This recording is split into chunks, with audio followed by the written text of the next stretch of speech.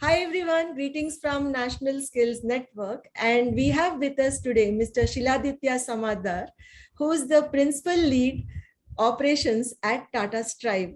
This is the second conversation with him, and we are excited to learn about a different topic today. In the previous one, he spoke in detail about the hospitality sector, skilling, jobs, etc. Today, we are going to look at another important aspect of skilling, which has to do with entrepreneurship. So Shiladitya, you know something, the ministry is called Ministry of Skill Development and Entrepreneurship. But what we feel over the years is that somewhere the connect between skilling and entrepreneurship is still missing, even though there are a lot of initiatives. So maybe, we can get started by looking at this connection, and later you can talk about the initiatives for promoting and enabling and supporting entrepreneurship from Tata STRIVE. Sure. So before I start, thank you, Madhuri, for having me here again at National Skills Network.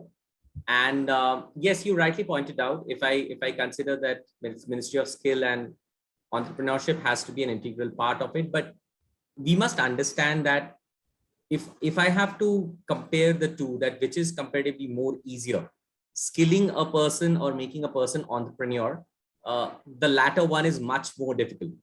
Because it's not only just the skills part of it, it's much more. You need to find a market, you need to find the capital, you need to find what the products and services will be, so on and so forth.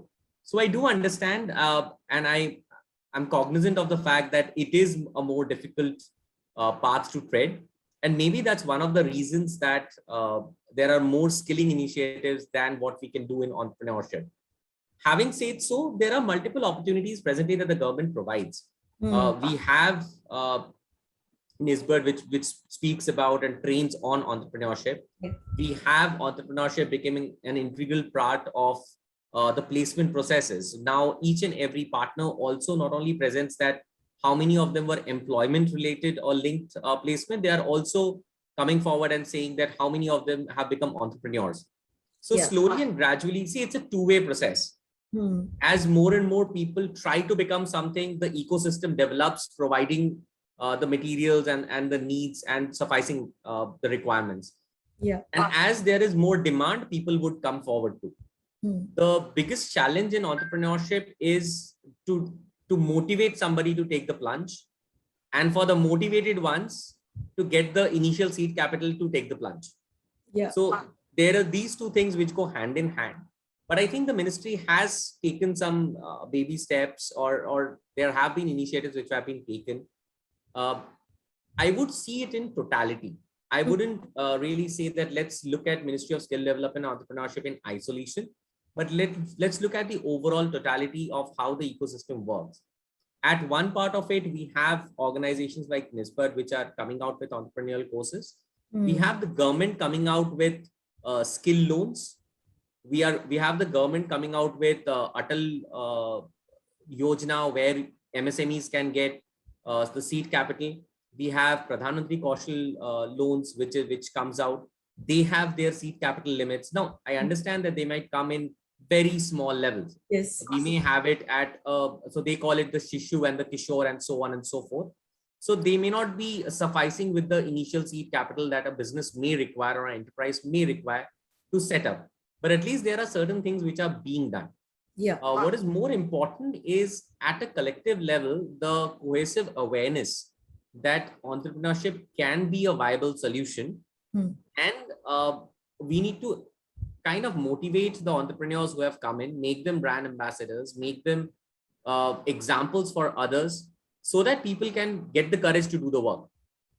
Definitely, when today we see qualification packs, we have n number of qualification packs in most of the trades that we have. But there are very few job roles which are entrepreneurial, have an entrepreneurial bent, where people can start something on their own. I think it has to be a collective effort, where the sector skill councils speak of, yes, there are entrepreneurial ventures available. People are coming out with a lot of RPLs where street hawkers, electricians who are there on the field are being given a recognition so that they can become better in their respective field, or they can branch out and start on their own. At the same point of time, there are multiple loan avenues which are available for people to get the initial seed capital. I think the awareness or the know-how is not there. Yeah. So the entire ecosystem needs to be created, and everybody needs to join hand together to create more entrepreneurs as we have. And especially in skilling, we may not have unicorns coming out in the very first day. They will definitely be at best micro. Some of them may become a small entrepreneur. Yeah. Yeah, good that you mentioned the word unicorn. I think the popular conception, the popular notion of entrepreneurship is all got to do with huge capital and a lot of that glamour associated with it. And when you say unicorn, you only get to hear those big brands. And somewhere, like you just mentioned, the micro and small entrepreneurs, it's a totally different area altogether, where perhaps we need to look at it differently. And thank you so much for providing us so many details about how skilling gets connected with entrepreneurship. Like you mentioned, even as a part of placement, there is encouragement for people to take the entrepreneurial route, which is really a good thing for promoting people to become not just self-employed but also to become job creators. Now, coming to Tata Strive in this backdrop, because you're also one of the training partners, like you do a lot of training, but we also read that you have several initiatives. So what have been the objectives and outcomes of your initiatives in entrepreneurship promotion in various places? Like maybe you can give us some examples about how you went about it, so that people get inspired to follow the route, maybe if they are interested in promoting entrepreneurship. Great. So if we look at the very genesis when Tata Strive began, we have always been talking about employment, employability, community enterprise, entrepreneurship since the very beginning and the very first day.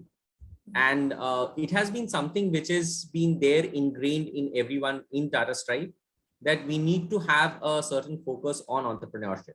The very first center that we had way back in 2015, when we started the journey with Aligarh, the first center, we had two courses. Our journey started with two courses of electrician and refrigeration and air conditioning. Now, even in those two courses, there were people who were asking the question, even in a rural setup like Aligarh, so would I be able to start something on my own? Would I be able to one day set a shop for myself? Or would I need to be always being an employee of someone? Now, from there, we always got the encouragement that yes, there will always be people, there will always be learners who would have this bent of mind. We need to give them the right encouragement, and we need to give them the right capital or the connections or the know-how, so that they can set their own entrepreneurial journeys. Having said so, the very entrepreneurial journey for Tata Strive, where we absolutely focused on creating entrepreneurs from day one. So there are two types of entrepreneurs, which at least from my perspective, I can say that Tata Strive had created. The first set of entrepreneurs were skilled. They had an idea, but they were skilled for a particular domain. They had an idea, they worked in the field, they saw an opportunity, they came back, talked to the facilitators, and they went on their own entrepreneurial journey. 2019 onwards, Tata Strive first did the pilot in Odisha, and in collaboration with OSDA, the first program was done, which was specifically to create entrepreneurs. And the training which was given was not towards the domain, but it was a training which was specifically given to create entrepreneurs. And post the training, they were asked to submit a plan, and basis the plan, they were given an initial seed capital. These people were then handheld and ensured that they are able to set up their plan into execution. They're able to create the business that they were expected to create. And going forward, since this was an initial seed capital which was loaned out, how they are able to repay back. And from that journey in 2019, I think we started the first batch in July 2019, till date, if I look at, I think the good word spreads, and the journey which started in Odisha, we have entrepreneurs today, not only in Odisha, we have trained about 500 plus entrepreneurs in Odisha, out of which 400 plus entrepreneurs have actually set up their businesses. and almost an equal number of them have started to pay back their initial capital. At the same point of time, this program was taken to a different state. We thought, let's try out in Maharashtra. We did a wonderful program in Nasik, and our focus out there was agri-based entrepreneurship. Okay. We were able, and I take a lot of pride in saying this, that we were able to incubate 62 entrepreneurs in the pandemic. Okay. While all other businesses were shutting shop, we had 62 young men and women who were able to open shops.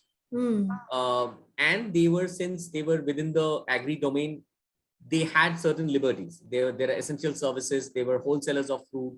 A few started off with poultry, a few started off with goatry. Two of them set up a paper packaging business, so on and so forth.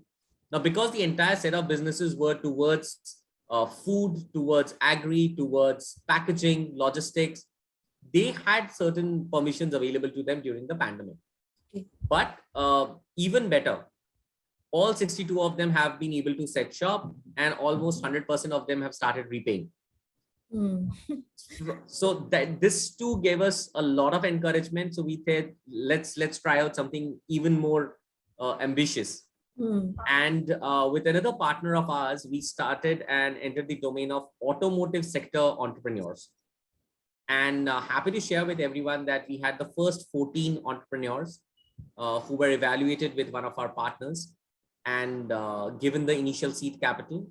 As we speak, they're all setting up their respective businesses. Some of them are creating their garages. Some of them are setting up their repair shops, denting, painting, so on and so forth.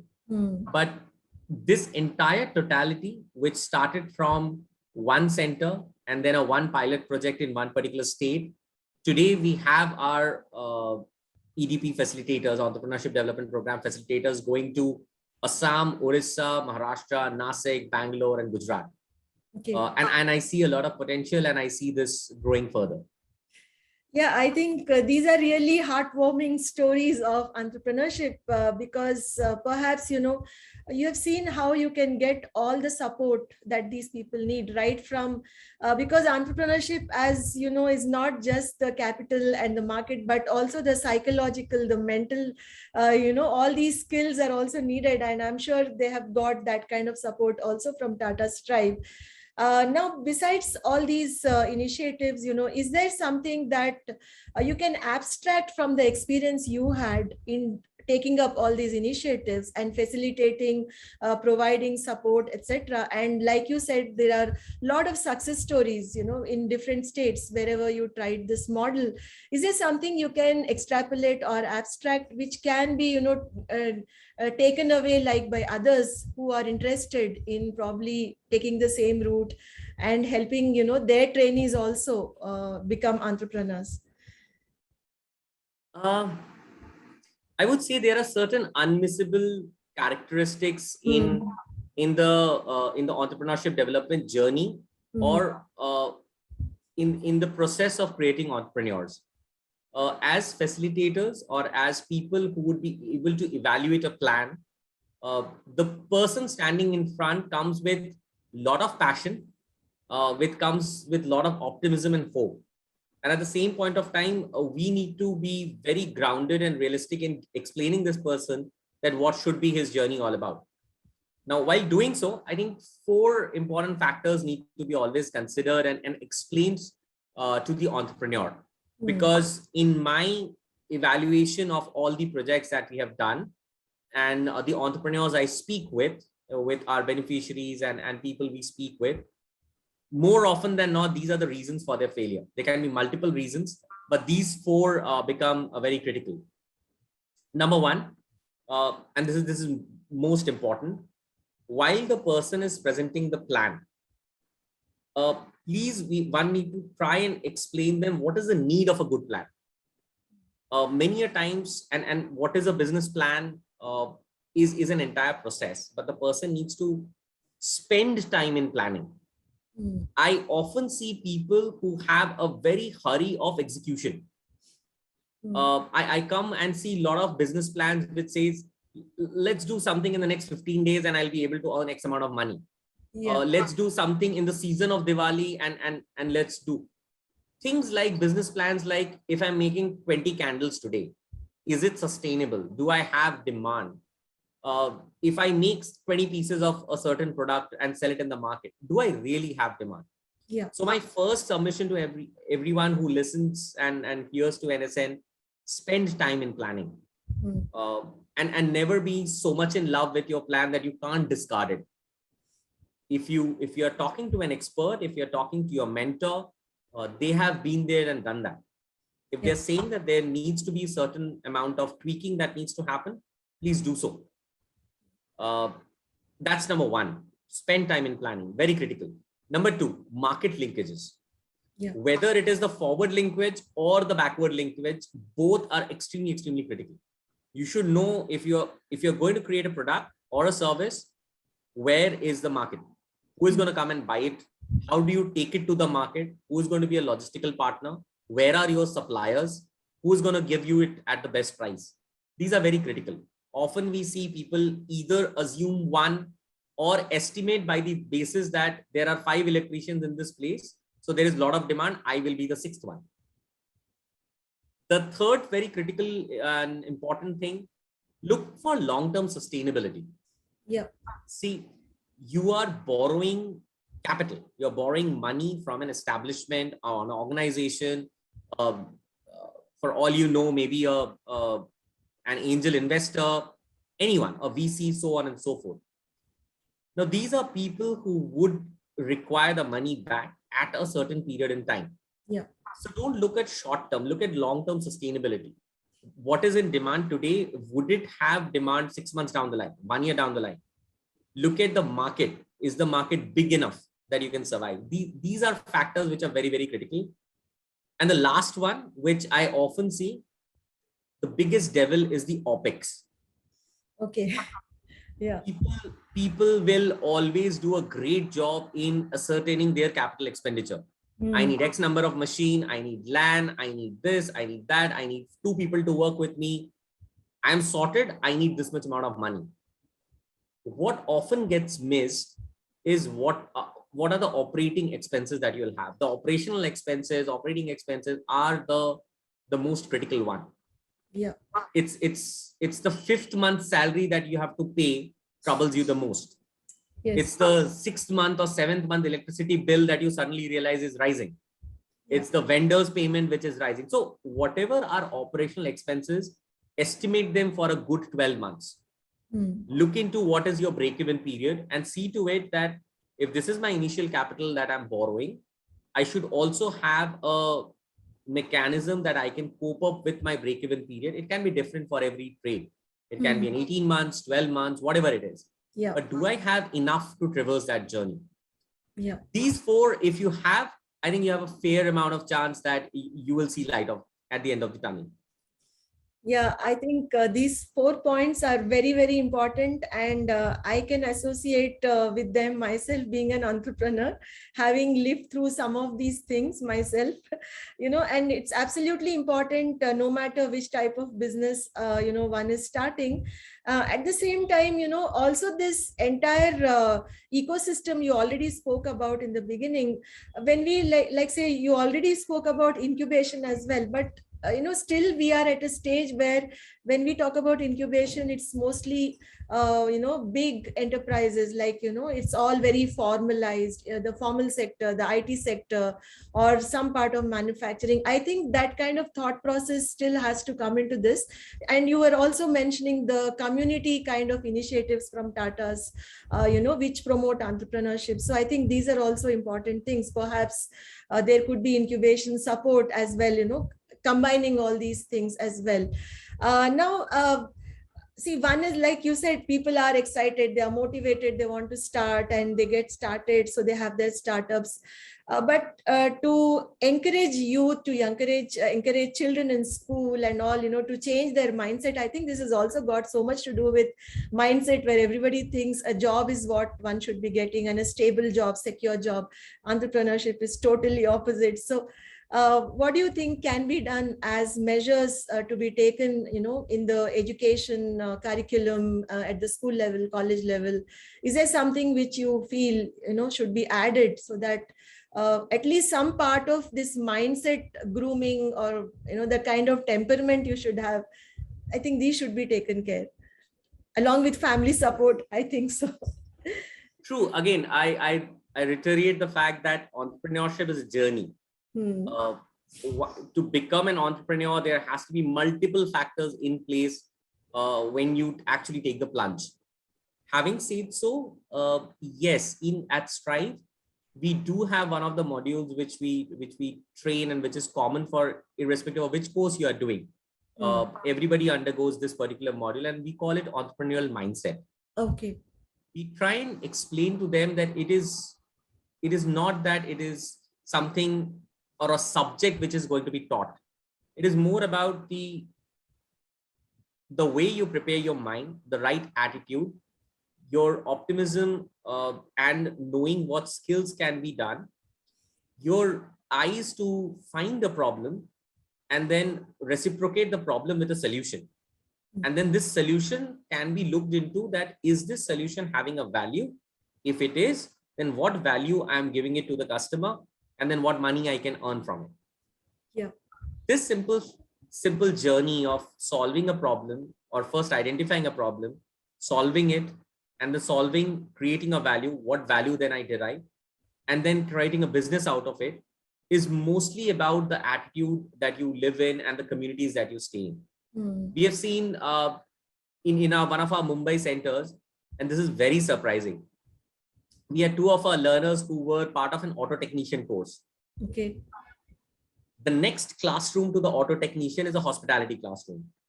Okay. Every day, they would all come from the same community in the same local train. While going back, they discussed what can be the business plan that they can work on. While all my hospitality learners went on to become employees in multiple hotels, these two auto technicians opened up a pizzeria. Oh, okay. And I was so happy to go to their pizzeria, and I asked them that you have learned auto technician, but what happened to it? They said, so yes, we did. But at the same point of time, what we learned to look into the opportunity and create a solution out of it gave us the confidence that we can do it. Yeah. And they started off deciding that we will create a small repair shop for ourselves. They realized that there are multiple repair shops, but there are not so much opportunities, and there are people who are craving for a pizza, and they opened up a pizzeria. That's so nice. Okay. So it's all about the mindset to be taught. We in general are not big risk takers, and it is so because of the multiple years and the way we grow up. Yeah. We always have to be a bit safe on the safer side of things. But to explain to them that entrepreneurship does not mean blind risk taking. It basically means that you understand a problem really well. You're confident of the skills and the capital and the domain knowledge that you have to be able to provide a solution to it. Yeah. And that's when you know that it's not blind risk taking. It's a very calculated risk that you are taking. Yeah. And you'll be able to get gains out of it. Yeah. Once the learner gets this confidence, then they are able to traverse the journey much better. Yeah, along with risk taking and all the points you mentioned and the example you gave, I think that was very inspiring, how somebody could get out of the domain in which they got trained and start up something in a different domain, right? So from one industry to another. So risk taking and also this fear of failure, which is again connected with that. I think these are some things which they will have to take care of and train themselves. So these are some very important points, Shiladitya, which you shared. And let me also tell you, among so many conversations I had on entrepreneurship, I think this is one of the most organized and a very simple way of putting things so that people really understand the importance of what it means to become an entrepreneur. It's not all that bad or all that risky or all that scary.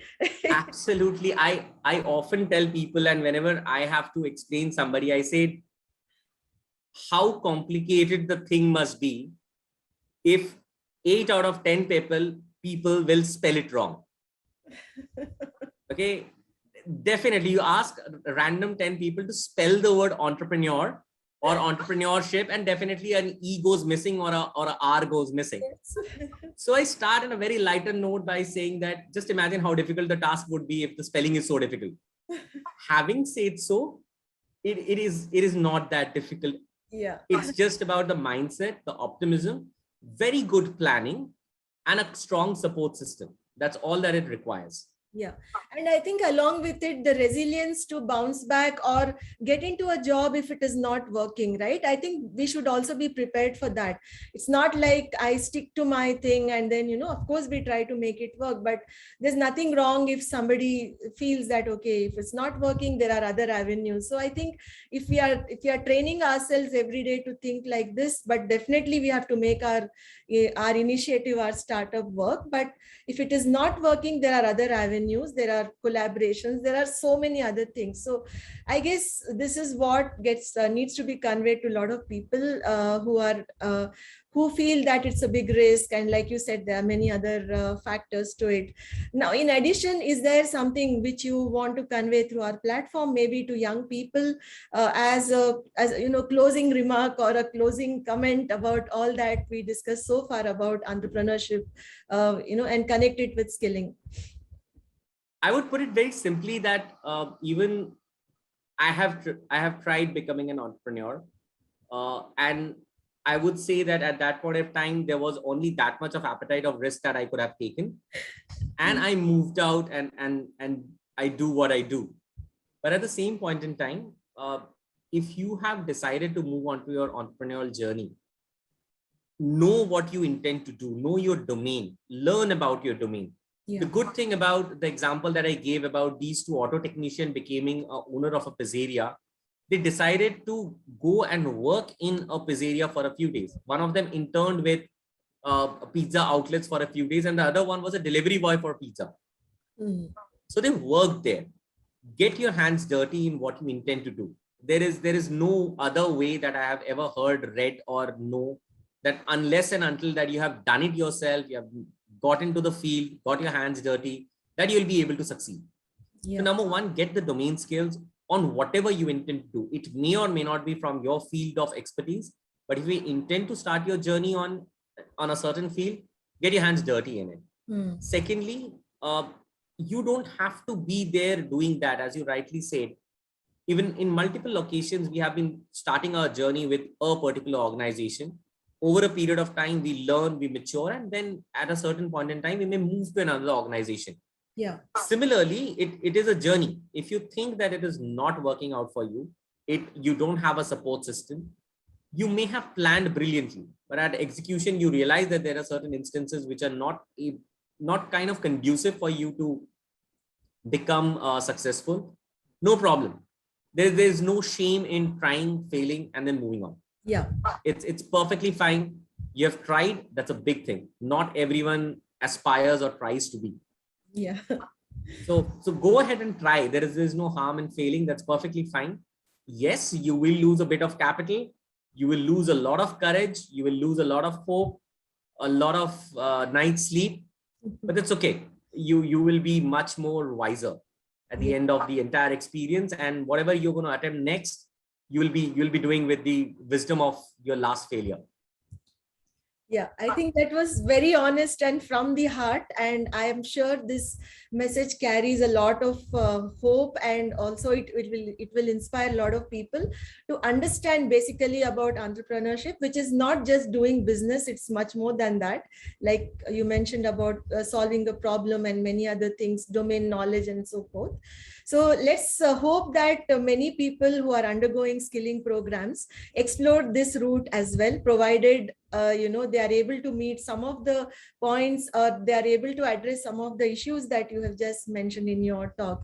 So thank you, Shiladitya, again for this wonderful conversation we had. So much of learning for me personally, as well. As you were talking, I was able to kind of identify a few things, and also go back and reflect on the experiences I had in the past 6+ years. And I'm sure many entrepreneurs and would-be entrepreneurs will benefit from it. Thank you. Thank you. Thank you for having me, Madhuri, at NSN. Thank you so much. Have a great evening. Bye. Thank you.